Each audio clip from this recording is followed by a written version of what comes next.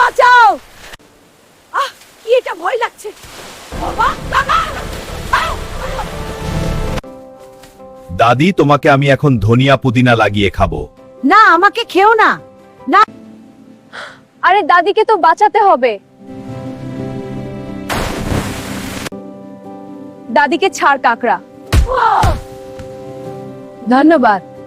তোর কত বড় সাহস, তুই দাদিকে ভয় দেখাচ্ছিস। আর কোনোদিন এমন করবি না। আমার ভুল হয়েছে, আমাকে ক্ষমা করে দিন।